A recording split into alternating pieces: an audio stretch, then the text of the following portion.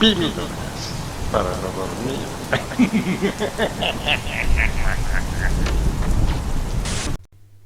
Bienvenidos a Píldoras para no dormir, tu dosis quincenal de terror. En este episodio volvemos a introducirnos en el cine de terror, pero para hablar de una historia que se convirtió en un ícono dentro del género. Nos referimos a It, también conocido como Eso, una de las icónicas novelas de Stephen King que se ha convertido en parte de la cultura pop. Exploraremos sus películas, la miniserie de los 90 que traumó a múltiples generaciones y además el caso de True Crime que sirvió en parte para la inspiración de la novela de Stephen King. Mi nombre es Daniela Failease, pueden encontrarme en Instagram y Twitter como @DaniFailease y como siempre estoy acompañada por mis amigos y compañeros, Marisa Cariolo, a quien encuentran en redes como @Cariolísima, que va a ser la encargada de los True Crime. También, como siempre, a Mariano Coria, a quien encuentran en Twitter e Instagram como @mcore71, quien se meterá de lleno en los universos alternos de esta producción y será el encargado de recordarnos la miniserie de It que nos traumó a todos. Pero también en esta nueva temporada tenemos la incorporación, como lo presentamos en el primer episodio, de Fausto Girescu, que se encargará de realizar el arte de cada episodio y pueden entrar a su Instagram para ver sus increíbles trabajos en @fausto_yurescu. Ahora sí, luego de esta presentación profundicemos en It, la nueva adaptación de la novela de Stephen King que nos trajo dos películas, una estrenada en 2017 titulada It Chapter 1 y luego en 2019 It Chapter 2. Ambas fueron producidas por New Line Cinema, Lynn Pictures, Vertigo Entertainment y fueron distribuidas por Warner Bros. Pictures. Además que están dirigidas por Andrés Muschietti, también conocido como Andy Muschietti, el director argentino de quien hablaremos más adelante. Recordemos que la novela de Stephen King fue adaptada en 1990 en una miniserie de la cual nos profundizará Mariano Cohn en el segmento Universos Alternos. Así que primero que nada vamos a profundizar en la novela en la cual se basa, It, que fue publicada en 1986. Sobre el libro podemos mencionar que Stephen King varias veces declaró que este personaje, específicamente It, lo creó para tener un mismo lugar a acudir a todos los monstruos conocidos, ya que se puede transformar en cualquier cosa. Y con respecto a este último punto, debemos mencionar que la elección de un payaso es porque para King, y para muchos por supuesto, los payasos representan un gran miedo a los niños y a los adultos también, hay que aclarar. Pero también debemos agregar que la elección de un payaso también está ligado a un asesino serial de los 70, John Wayne Gacy, conocido como el payaso asesino, que como comenté anteriormente, Marisa Cariolo va a ser la encargada de profundizar con este caso.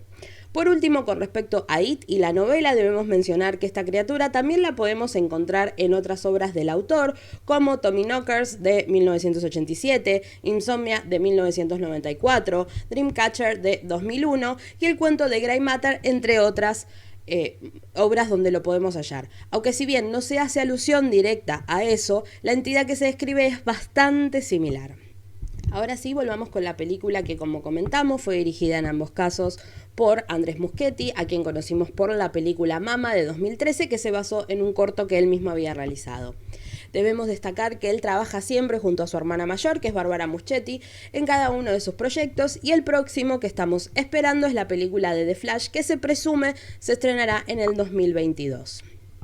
Para hablar de la película It, comencemos por supuesto, el capítulo 1 de 2017, que es protagonizada por Jaden Martell, Jeremy Ryan Taylor, Sofía Lillis, Finn Wolfhard, nuestro Mike en Stranger Things, White Olef, Josh Jacob, Jack Dylan Grace, Nicola Hamilton y Jackson Robert Scott, que son los protagonistas, los niños de esta primera parte, mientras que Bill Skarsgård interpreta la nueva versión de Pennywise, el payaso.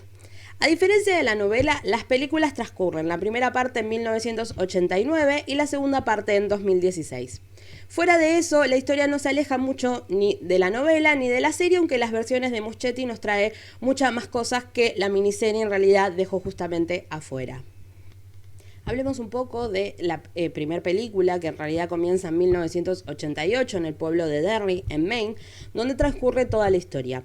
Pero antes de hablar de la película, vamos a hablar un poco de Derry y Maine, lo que significa dentro de lo que es la literatura de King.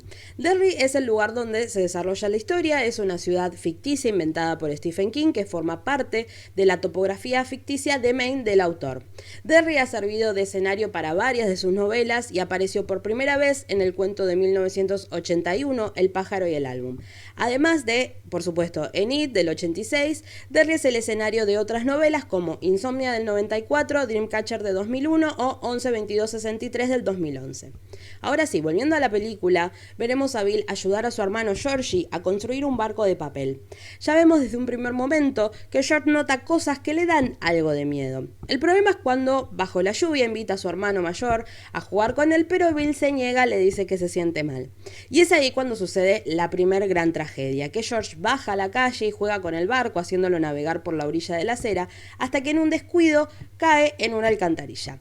Así, ahí es donde se encuentra con un hombre vestido de payaso, como se presenta con el nombre de Pennywise, el payaso bailarín, y bueno, ya sabemos cómo termina todo.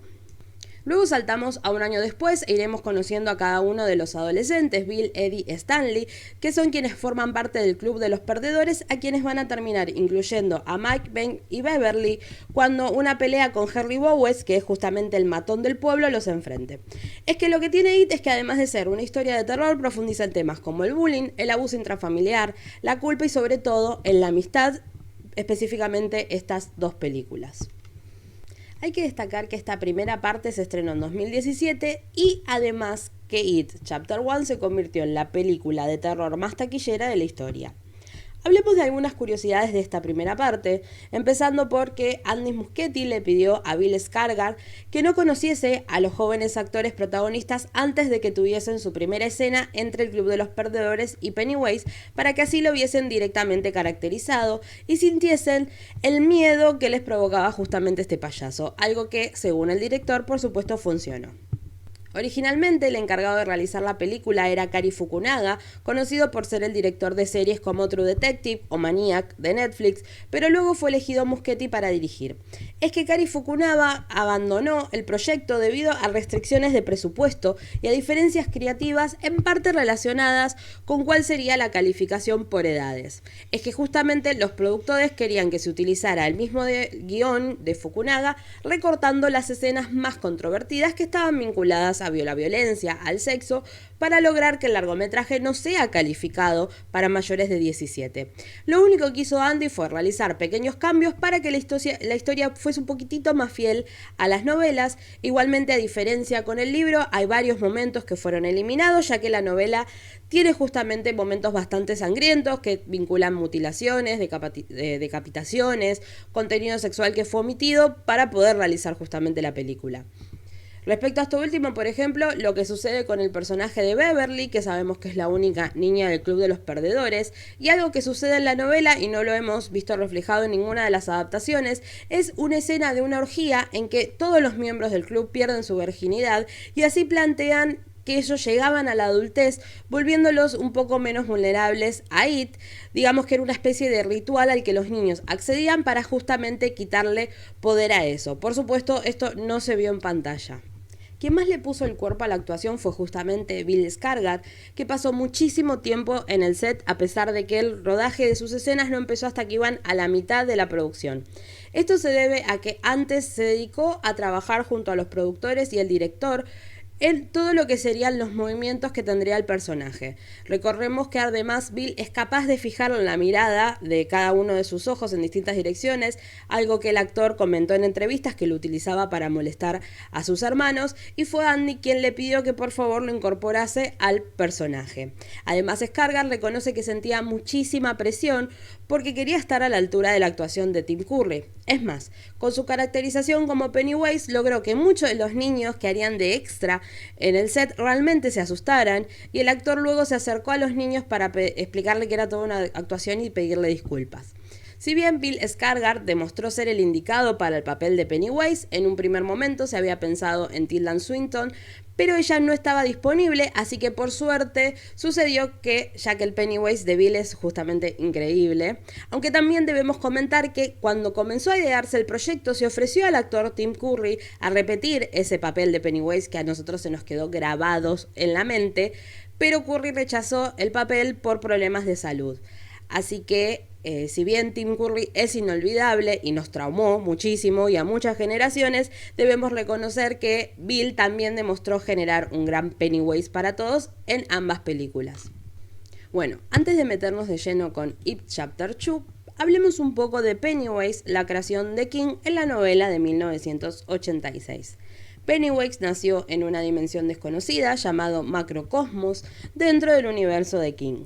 No se sabe bien cómo surgió, pero sí que existe desde antes que se produjera el universo y que es una entidad milenaria cuya forma original es desconocida.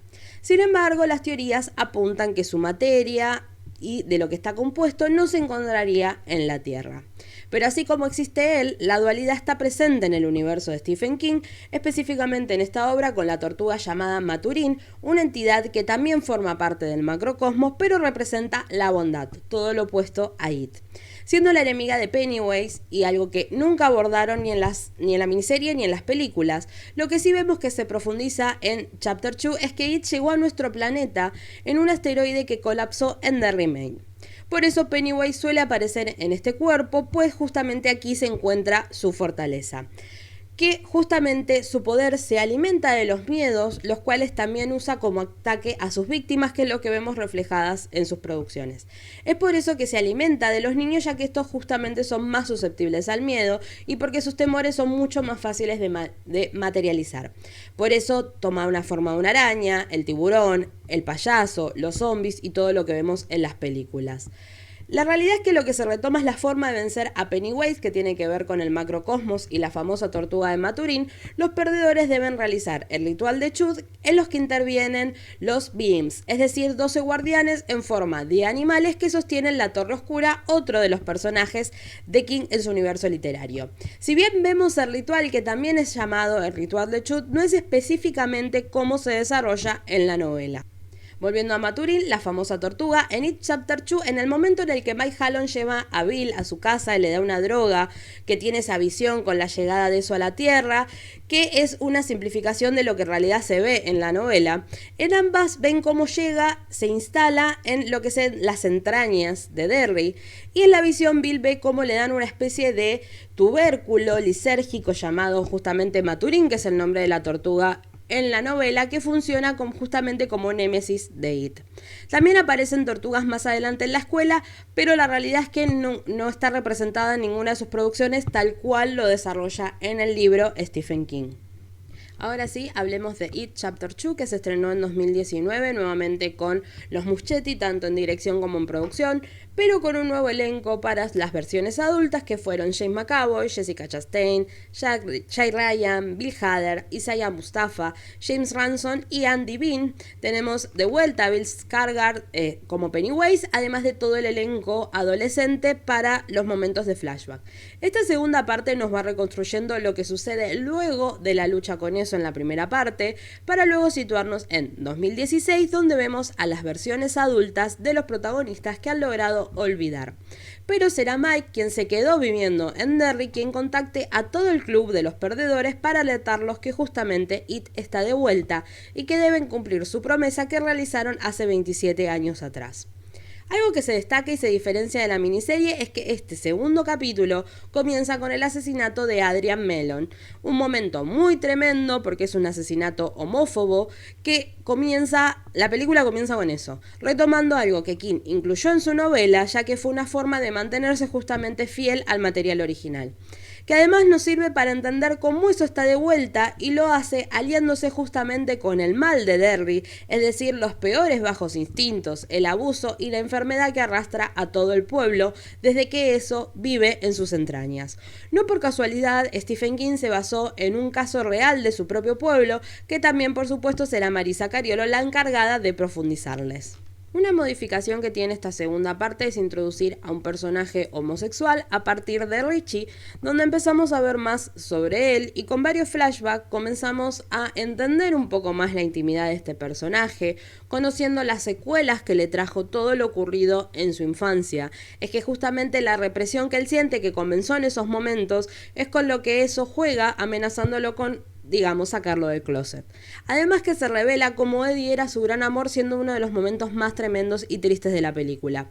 Hay pocos indicios en el libro de esta revelación, pero tampoco es tan ajeno la cuestión de que el personaje sea gay, ya que hay algunos detalles que sugieren que Richie podría estar proyectando su represión en los múltiples exabruptos sexuales que tiene en su madurez. Pero si es así, es como un poco más encriptado que lo que vemos en la película. En realidad, justamente la idea de que Richie sea gay viene de una de las versiones del guión de Cary Fukunaga, que por supuesto aquí han liberado ya en la madurez.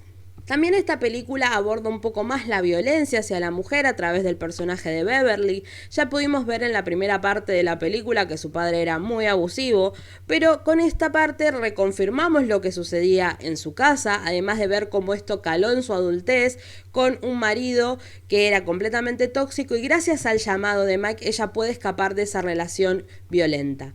En esta película es donde más nos encontramos a referencias al universo de King, además que contamos por supuesto con el cameo del escritor que está tomando mate con el símbolo del club de fútbol independiente, que es justamente del cual el director es fan, pero además justamente en esa escena donde el propio King bromea con el cliché de que todas sus novelas tienen finales flojos, algo que siempre le criticamos, podemos ver la matrícula Christine CQB 241 de la adaptación de Carpenter que cuelga sobre el mostrador. También para esta película Stephen King específicamente pidió que se agregaran 2 escenas a la película.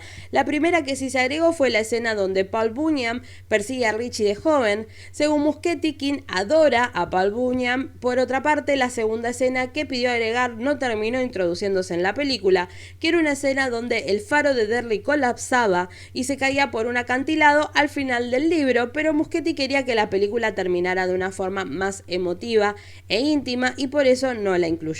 Así como en la primera película teníamos una sala de payasos de porcelana que escondía un pequeño Pennywise de la versión de la miniserie en los años 90, en la segunda entrega tenemos una habitación llena de obstáculos dibujados con justamente el traje del payaso que interpretó Tim Curry, iluminados además con una luz fría que hace que sus ojos se iluminen como el que encarna Bill Skarsgård en ocasiones durante la película, fusionando ambas versiones de Pennywise. Debemos destacar que para esta segunda parte tuvieron algunos inconvenientes con el elenco adolescente porque ya habían crecido un montón entre una película y otra. Es por eso que fueron rejuvenecidos en la secuela con CGI. Utilizando la tecnología suavizaron sus facciones para que vuelvan a aparecer los niños que eran en la película primera. Esto pasó específicamente con Finn Wolfhard, que también lo notamos en Stranger Things, y con Jeremy Ray Taylor, quien hacía de Ben. Como también el director les pedía que utilizaran voces un poco más agudas cuando dijeran sus diálogos, que esto también lo arreglaron con detalles para que sonara más natural postproducción. Y por otra parte, el elenco adulto sufrió bastantes problemas. McAvoy reveló que además realizó la mayoría de sus escenas de acción y terminó con esguinces en los cuádriceps y sufriendo de tendinitis luego de que se acabó la producción. Chastain, por otra parte, sufrió un accidente un poco más fuerte durante una de las escenas en la alcantarilla, en donde justamente era una escena donde Pennywise la llevaba bajo el agua. Chastain tenía que actuar como si estuviese luchando y en uno de sus movimientos levantó la rodilla y se cortó con algún objeto. Comenta que incluso hasta le quedó una cicatriz. Como también lo que le sucedió durante una de las escenas es cuando está corriendo por una cueva, se levantó demasiado rápido y se golpeó en la cabeza. Y lo confuso de esto es que como justamente ella estaba bañada en la sangre falsa, no se sabía hasta qué punto era la sangre falsa o era su sangre por el corte. Por supuesto, una enfermera del set pudo cubrir la cortada en la cabeza, aunque ellos dos no fueron los únicos, ya que Bill Hader sufrió un tirón en su entrepierna en una de las escenas donde debía correr de Pennywise, y Muschietti, el director, quería grabar todos los ángulos posibles de los actores corriendo, y es por eso que Hader terminó corriendo por 18 horas y en ese momento sufrió un tirón y terminó en el hospital. ¿Recuerdan la escena donde Beverly queda atrapada en un cubículo de baño público? Bueno, para esa escena se usaron 4.500 galones de sangre falsa, que algunos aseguraron que parece ser la mayor cantidad de sangre que se ha utilizado para la filmación de una película. Además que por temas de continuidad, la actriz Jessica Chastain tenía que ser bañada en la sangre falsa una y otra vez, y la actriz comentó que para eso lo que hacían, tenían una piscina para niños donde sacaban una cubeta llena de sangre y la bañaban para que no pierda la continuidad de la película. Cuando terminaron el rodaje de esta segunda parte, que además es el final de la historia, Jessica Chastain le dio a todos los losers, tanto adultos como niños, una caja de madera grabada con los nombres de sus personajes y loser con la B que vemos en la primera película que hacen en el yeso de uno de los niños, dentro de la caja que tenía un recuerdo de la película.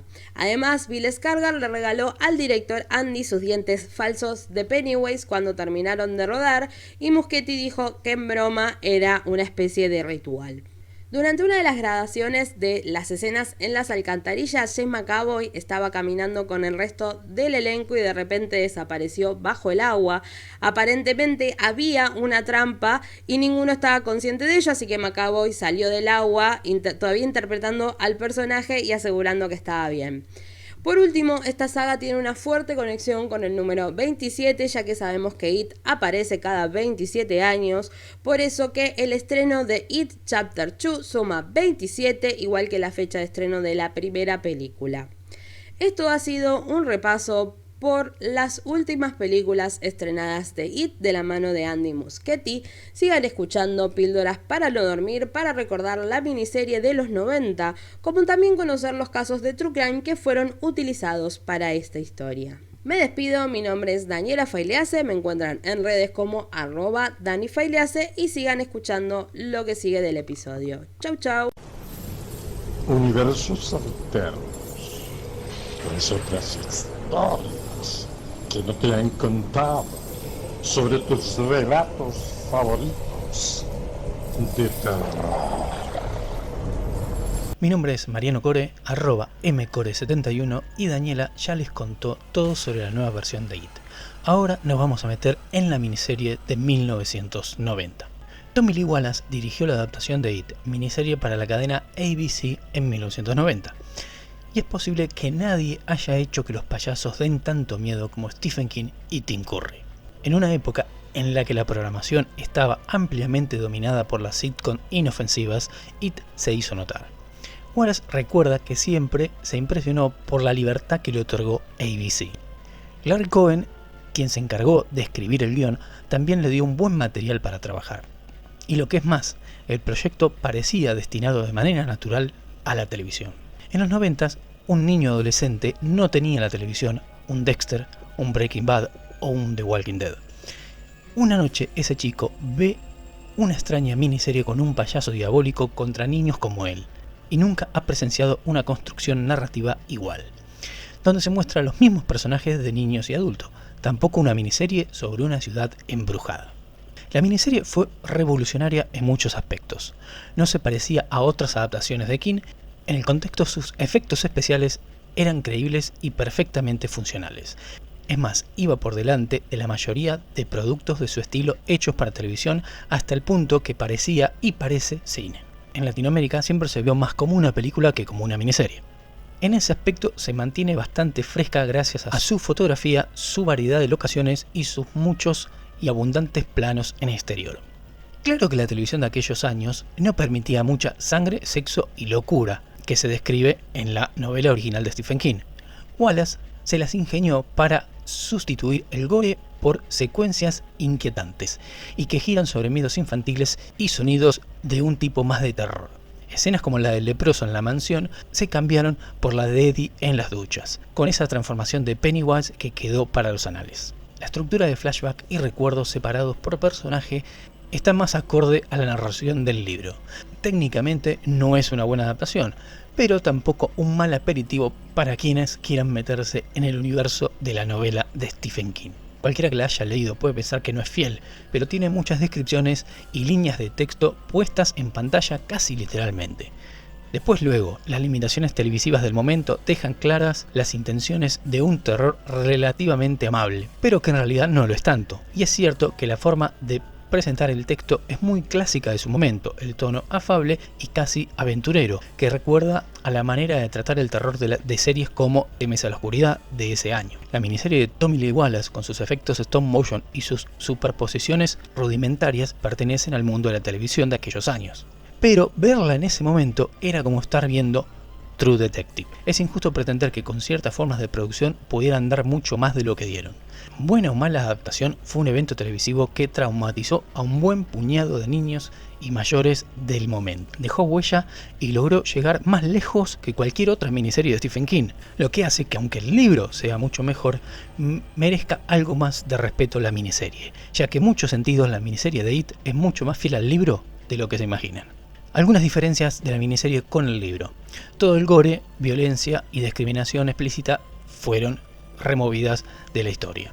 Los personajes como el de Patrick Hostetter o Adrian Mellon son inexistentes en la adaptación televisiva. El otro es omitido completamente y la tortuga solo se menciona como la suerte. En el libro, las víctimas de eso flotan en el macrocosmos, de ahí la famosa frase "todos flotamos aquí". En la miniserie están suspendidos en telas de araña en las cloacas. El rito no aparece, cuando son niños es durante 1957 y 1958 y cuando son adultos en 1984 y 1985, pero en la miniserie los años son 1960 y 1990. Beverly era pelirroja y en la miniserie eso se omite, y Ben tiene miedo al payaso momia y en la serie le tiene miedo al cadáver de su padre. Del elenco original de la serie, lamentablemente ya tenemos tres muertes. La primera fue la de Jonathan Brandis, que hizo de Bill, que lamentablemente no pudo superar sus depresiones laborales y terminó suicidándose. También el querido actor John Ritter, que hacía del Ben adulto, murió sorpresivamente por un problema cardíaco. Y Harry Anderson, que hizo de Richie. A finales del 2018, Anderson tuvo influenza y posteriormente sufrió varios accidentes cerebrovasculares, dado que el 16 de abril del 2018 Anderson murió mientras dormía. Infinidad de datos han dado de esta fabulosa miniserie, y cuando se estrenó la nueva versión se entró en la comparación quién era más fiel al libro. Sorpresivamente, la versión que es más fiel al libro es la miniserie de 1990, pero el trabajo de Andy Muschietti en la nueva versión y Bill Skarsgård como el payaso de It son sublimes. Esto es todo por hoy y lo dejamos de la mano de mi compañera Marisa Cariolo, que nos va a contar el caso real en la que Stephen King se basó para crear esta maravillosa historia de It.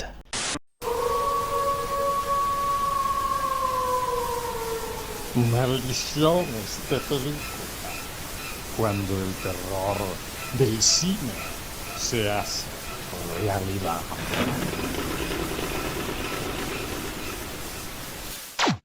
Ya mi compañera Daniela Failase les habló sobre It, la novela de Stephen King adaptada magistralmente por nuestro querido Andy Muschietti, y por su parte Mariano Core nos trajo de la mano de la nostalgia aquella versión noventera que tan cercana fue a nuestro corazón, aunque cuestionada con el paso de los años. Mi nombre es Marisa Cariolo, Cariolísima en Twitter e Instagram, y ha llegado el momento de referirnos a otro payaso, tanto o más maldito que Pennywise, y es tiempo de analizar el caso de John Wayne Gacy. John Wayne Gacy nació en Chicago, Illinois, y era el segundo de 3 hijos. Su padre era un machista que siempre los criticaba. Además era alcohólico, por lo que el pequeño Gacy no tuvo una infancia nada fácil. A los 11 años tuvo un accidente al golpearse la cabeza con un columpio que le provocó un coágulo de sangre en la cabeza que pasó desapercibido hasta los 16 años, cuando empezó a tener fuertes mareos.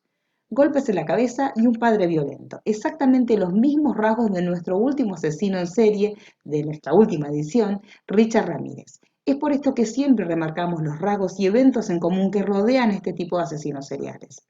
También influyeron los abusos sexuales que sufrió con 9 años por parte de un amigo de sus padres y de los cuales ellos jamás se enteraron. John pensó que lo culparían a él por lo ocurrido y de ahí guardó silencio. El mismo que utilizó cuando sus compañeros de colegio lo acosaban. Un bullying que lo llevó también a encerrarse en sí mismo. A todo eso se sumaban sus constantes problemas de salud. Sufría importantes mareos y desvanecimiento. Esto apuntaba a 2 posibles factores: el accidente que tuvo cuando era pequeño y también las fuertes palizas por parte de su padre. Esto se tradujo en un coágulo en su cerebro que le hacía perder la conciencia momentáneamente y duró toda su vida, impidiéndole además concentrarse. Sin posibilidad de terminar los estudios, John entonces encontró en la política una vía de escape. Se ofreció como candidato del Partido Demócrata en su localidad, pero de nuevo se topó con la desaprobación de su patriarca. No podía soportar que su hijo estuviese en el bando contrario, dado que él era republicano y conservador. Así que John hizo lo único que podía hacer. Puso tierra de por medio y se desvinculó de la familia. A los 18 años aterrizó en Las Vegas y empezó a trabajar en una funeraria como asistente mortuorio. Se pasaba los días rodeado de cadáveres a los que embalsamaba y preparaba para los funerales. De hecho, su fascinación por la muerte llegó a tal punto que, cuando el jefe no estaba, se colaba a los ataúdes de los más jóvenes para acariciarlos. Y acá nuevamente debemos detenernos para trazar un paralelo obligado con el caso de Richard Ramírez, quien recorría los cementerios locales para familiarizarse con la muerte y en esa extraña sensación lograr de entender la situación que él tenía con los continuos desvanecimientos que eran derivados de la epilepsia. Gacy no cesaba su accionar aun cuando le entraban los remordimientos y siempre tenía un conflicto interior que cesaba cuando él regresaba a su casa. Se graduó en la escuela de negocios, trabajó en una compañía de zapatos y al mudarse a Springfield conoció a su primera esposa que se llamaba Marilyn Myers. En 1964 contrajeron matrimonio y tuvieron 2 hijos. Se mudaron a Waterloo, en Iowa, donde dirigió varias franquicias de la cadena Kentucky Fried Chicken, que eran propiedad de su suegro. Pero las fantasías homosexuales de John no cesaban a pesar de haber obtenido inserción económica, social y de estar casado y con hijos. Sus fantasías encontraban una vía de escape al unirse a la Cámara Junior de los Estados Unidos de Waterloo. Como miembro reconocido de esta institución y admirado por el resto de la comunidad, John recibía varias distinciones, pero para él todo era una fachada. Con el tiempo, esta institución se vio inmersa en actividades que estaban relacionadas con la droga, con la prostitución, con la pornografía y con el intercambio de parejas. Gacy era uno de los más asiduos en concurrir a estas reuniones y transformó el sótano de su casa en una especie de club donde acudían meretrices y adolescentes con ganas de alcohol y un lugar donde poder liberarse de la mirada ajena. Gracias a este estatus social que él tenía, John pudo acceder a menores, hijos de otros socios, a los que convencía para mantener relaciones sexuales. La primera de sus víctimas, que fue Donald Burwell, de 15 años, él lo engañó invitándolo a este lugar y diciendo que iban a ver una película condicionada. Ni bien llegó al domicilio, Gacy lo emborrachó, puso la cinta pornográfica y lo obligó para que él le practicase sexo oral. El adolescente lo hizo, pero luego se lo contó a sus padres, que lo terminaron denunciando ante las autoridades por abusos sexuales. Tras ser detenido y llevado ante un tribunal, John alegó que era víctima de acusaciones falsas y de una estrategia para desprestigiarlo políticamente. Recordemos que el padre de Donald en ese momento era su rival en la Cámara Junior. La estrategia no le sirvió de nada, y menos cuando contrató un matón para darle una paliza a Donald. Esta idea se le volvió en contra y terminó acudiendo a una evaluación psiquiátrica que dictaminó que sufría de un trastorno de la personalidad antisocial. Pese a los informes, John fue declarado apto y responsable de sus actos. De hecho, el delincuente sexual se declaró culpable de mantener sexo oral con Donald, pero una vez más le echó la culpa a la víctima diciendo que el joven venía buscándolo y que él solamente accedió a lo que el niño le pedía. El tribunal finalmente lo sentenció a 10 años de prisión en la cárcel de máxima seguridad de Anamosa, en Iowa, en diciembre de 1968. Tras el veredicto, jamás volvió a ver a su esposa ni a sus hijos. Hizo un borrón y cuenta nueva. Como ocurre con este tipo de presos de naturaleza sexual, el presidio para John fue como un paseo por un parque. Se comportaba como quería, pero a pesar de eso era un preso modelo y se convirtió en el cocinero de la penitenciaría y todo en él irradiaba un aire de ejemplaridad. Quizás por eso, del tiempo que tenía, solamente cumplió 18 meses y obtuvo la libertad condicional para volver a su casa. Tras este periodo entre rejas, John decidió regresar al estado de Illinois, pero en una zona donde nadie lo conocía ni tenía idea de sus antecedentes. Compró una casa en Norwood e inició una nueva etapa profesional en el sector de la construcción. Allí se contactó con una amiga del instituto que se llamaba Carol, con quien se casó en segundas nupcias. Sin lugar, sus apetitos sexuales seguían idénticos a cuando todo había ocurrido, pero otra vez necesitaba mostrar esta imagen de ser un hombre honorable y casado. Volvieron otra vez los viejos vicios, volvieron a perseguir menores y por el contrario, estas cosas en lugar de volver como antes se volvieron más irrefrenables. Atacó a un adolescente en 1971, quien a pesar de denunciarlo no se presentó ante el juez para ratificar esta denuncia. Y así fue como Gacy se volvió a librar de la cárcel y sus oficiales de la condicional se quedaron al margen, porque nadie les informó al respecto. O sea, estaba la denuncia pero no estaba ratificada en sede judicial. Sus andanzas sexuales prosiguieron mientras él trataba de estar totalmente inserto en la sociedad. Él se inventó una imagen íntegra y honorable, disfrazado de Pogo el payaso, para actuar entre los niños como el máximo símbolo de cinismo posible. Todo lo coordinaba con su filiación del Partido Demócrata, donde llegó a tener hasta cierta presencia a nivel local. Tanto es así que llegó a tener una fotografía con Rosalind Carter, que era obviamente la primera dama y la esposa del presidente de los Estados Unidos, Jimmy Carter, en el año 1978. En la imagen incluso se puede ver una siguiente dedicatoria que es donde dice: para John Gacy, los mejores deseos. Lo que no sabía, obviamente, la esposa de Jimmy Carter era que el hombre que tenía al lado era un pederasta y era un gran delincuente y que aparte, obviamente, obligaba y sometía a menores de edad. Uno de los primeros víctimas que tuvo él, que tuvo más de 30 víctimas, fue Timothy McCoy, un niño de 16 años que guardaba una estación de autobuses. Gacy, obviamente, hizo un aventón, esto también que hablamos que es muy común en este caso de delitos sexuales, que son los aventones en las rutas o en los lugares donde la gente está haciendo autostop, y a la mañana siguiente, se lo llevó a su casa, a la mañana siguiente, creyendo que el joven quería atacarlo con un cuchillo, cuando en realidad el niño estaba untando mantequilla en una tostada, le asestó varias puñaladas en el pecho. Entonces, mientras que lo estaba lastimando, tuvo un orgasmo. Y después él confesó que ver cómo la sangre salía de su cuerpo a su víctima lo excitó. Esto fue una declaración que él tuvo una vez que fue detenido. Tras enterrarlo en el garage de su casa, continuó con los asesinatos. Una macabra puerta se había abierto en ese momento y que no iba a poder ser cerrada hasta que llegara la detención de este hombre. Después llegaron. Otro de sus víctimas fue John Bukowski, de 17 años, Samuel Stapleton, de 14, James Atkinson, cuyo cuerpo no fue identificado hasta el 2017, Kenneth Park, de 16, o Michael Marino, de 14. El modus operandi era siempre el mismo. Él engañaba a los jóvenes con drogas, películas pornográficas o con ofertas de trabajo, por ejemplo a $5 la hora, para terminar durmiéndolos con cloroformo. Luego los atacaba, los torturaba, los violaba y los asesinaba mediante el número de la soga, que esta técnica consistía en estrangular a las víctimas con un cinturón alrededor de su cuello mientras los presionaba con un palo o un cuchillo. Una vez muerta, él lo que hacía era enterrarlo en su cochera.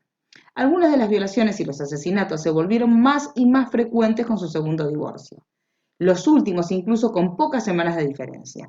Y uno de los casos que propició su captura de este payaso asesino fue el de Jeffrey Rignall, al que Gacy secuestró, drogó, agredió sexualmente utilizando varios instrumentos y abandonó en un parque público en el año 1978. Cuando el joven despertó, acudió ante las autoridades para denunciar lo ocurrido, pero ellos lo ignoraron. Y aquí empezó su propia batalla personal para dar con el culpable. Que esto también es otro de los elementos que siempre cuando hablamos de este tipo de delitos tenemos muy en cuenta, que es las cuestiones que tienen que ver con las respuestas de las autoridades frente a las denuncias de abuso o las denuncias de violación. Rignall localizó el vehículo de Gacy con el que hacía los raptos y dio un aviso a los investigadores. Ellos lo arrestaron y aunque quedó en libertad a la espera de un juicio, la policía ya lo tenía en el punto de mira y ya no lo dejaba actuar. No fue suficiente porque pocos días después el agresor volvió a hacer estos delitos que él solía cometer. Esta vez secuestró a Robert Peace, de 15 años, el que convenció para dejar su empleo en una farmacia y trabajar para él en esta empresa de construcción que él tenía. El muchacho informó a su madre de cambio de planes y jamás regresó. La denuncia por desaparición llevó a los agentes a contactar con las últimas personas que habían hablado con el chico. Una de ellas era John, el cual, tras ser interrogado, se toparon con múltiples incongruencias en su relato y un largo historial de antecedentes por corrupción de menores. Con estas pruebas, la policía registró el domicilio del sospechoso y descubrieron una multitud de objetos incriminatorios, desde documentos de identidad de los adolescentes desaparecidos, ropas, joyas, hasta esposas y jeringas, por no mencionar obviamente libros y demás material de pederastía. La detención se produjo el 22 de diciembre del 78. Aún faltaban por hallar los cadáveres de muchas de sus víctimas, pero no hizo falta que Gacy confesara los crímenes, porque en cuanto removieron la parte trasera del garage, localizaron un cementerio de cuerpos. Hay un total de 29. El resto, él mismo dijo que los arrojó al río por falta de espacio. El trabajo de los forenses para recuperar los despojos fue tan terrible que tardaron varios meses en terminar de hacerlo. Del subsuelo sacaron fémuris, cráneos, costillas, brazos, todos ellos envueltos en bolsas de plástico. De todos los cadáveres recuperados, 8 de ellos jamás pudieron ser identificados, y tampoco fueron identificados los que se rescataron del agua. Aunque 20 años después del arresto de Gacy, la policía de Chicago consiguió encontrar a algunos enterrados en la casa de la madre de Gacy. Si bien el acusado se declaró inocente ante el juez alegando sufrir una enajenación mental, durante la celebración del juicio, que fue entre febrero y marzo de 80, se desmontó toda esta teoría gracias a los informes periciales. En ellos se desestimaba la tesis de que la defensa, que arguía que Gacy no tenía conciencia de sus actos, sino que trató de borrar las pruebas con que se le imputaban, lo que demostró que la criminalidad del acto sí estaba entendida por Gacy de momento que él empezó a dejar las cosas de lado y a borrar las propias pruebas de lo que él había hecho.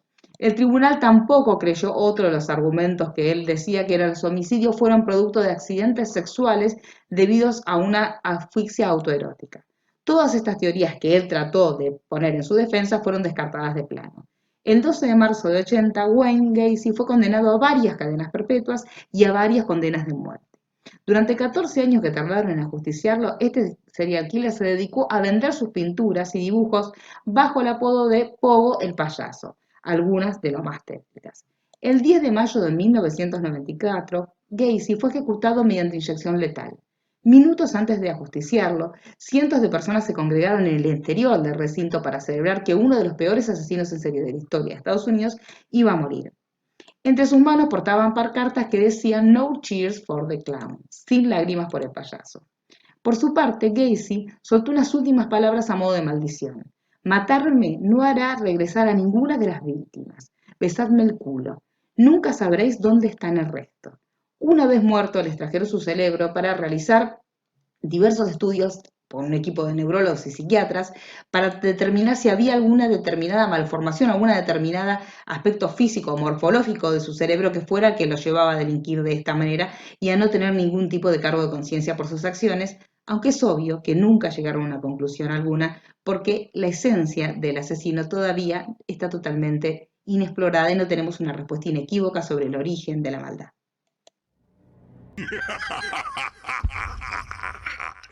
Nos encontramos en 15 días para más píldoras para no dormir.